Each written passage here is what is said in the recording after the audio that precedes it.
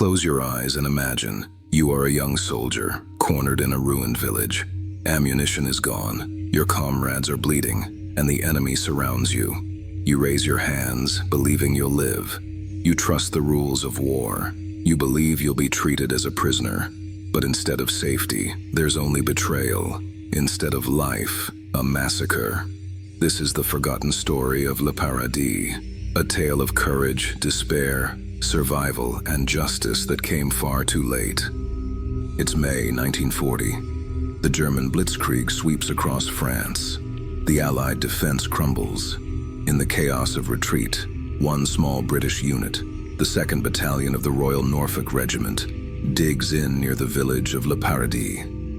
Their orders are simple: hold the line at all costs, slow down the German advance, and give the rest of the army time to escape.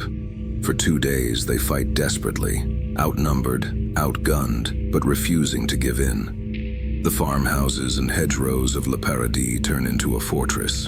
German tanks pound the walls, artillery shakes the earth, and still the Norfolks fight back. But by May 27th, the truth is undeniable. They are surrounded. No reinforcements are coming. Ammunition runs dry. Their commander, Major Liesel Ryder, knows the battle is lost. The order is given: surrender. Around 100 British soldiers step out of the smoke and rubble. Exhausted, covered in mud and blood, they drop their rifles and raise their hands. They expect captivity. They expect harsh treatment, maybe humiliation, but not death. Their captors belong to the 14th Company of the SS Totenkopf Division, one of the most feared units of the Waffen-SS.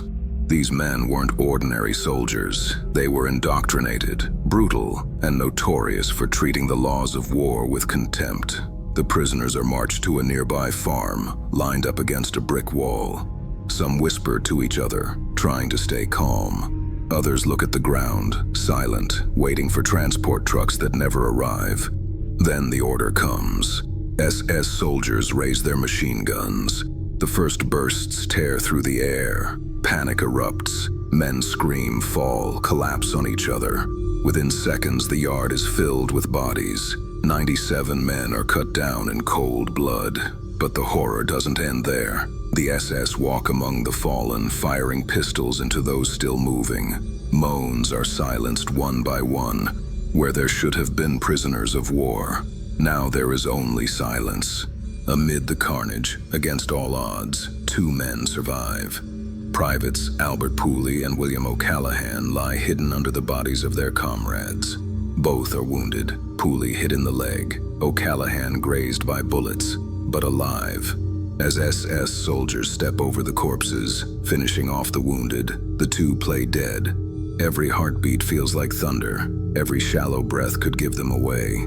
Time stretches into eternity. The smell of blood, gunpowder, and burning wood fills the air. Hours pass. Flies swarm the field. The sun beats down on their torn uniforms. Finally, as night falls and the killers depart, Pooley and O'Callaghan crawl out from beneath the dead. Weak, trembling, half delirious, they stumble into the French countryside. For days they hide, surviving on scraps, terrified that the SS will return. Eventually they are found by local villagers. Despite the danger, the French civilians take them in, risking execution if discovered. They provide food, shelter, and care. Against all odds, the 2 men recover. These survivors will become the living witnesses to the crime of Le Paradis. The war ends in 1945. The world is shocked by the scale of atrocities committed by Nazi Germany. Many perpetrators try to vanish, blending into the chaos. But the massacre at Le Paradis is not forgotten, because there were survivors. Albert Pooley and William O'Callaghan returned to Britain. Their testimony is detailed, consistent, and chilling. They describe the march, the wall, the machine guns, the executions. One name emerges: Fritz Knöchlein, the SS officer who gave the order. Captured after the war, Knöchlein stands trial before a British military tribunal in Hamburg. He claims he was following orders. He blames the chaos of battle. He insists that he did not personally pull the trigger. But the evidence is clear. The witnesses' voices are strong. The massacre is undeniable. The verdict: guilty. In January 1949, Fritz Knöchlein is executed by hanging. Yet even as justice is served, a bitter truth remains. One man paid for the crime, but the majority of the perpetrators walked free. 97 families never saw their loved ones again. Today, in the quiet fields of Le Paradis, a memorial stands where the blood was spilled. Stone plaques bear the names of the fallen. Flowers are laid, candles flicker, and silence hangs heavy in the air. The massacre wasn't the largest atrocity of the war, but its symbolism is immense.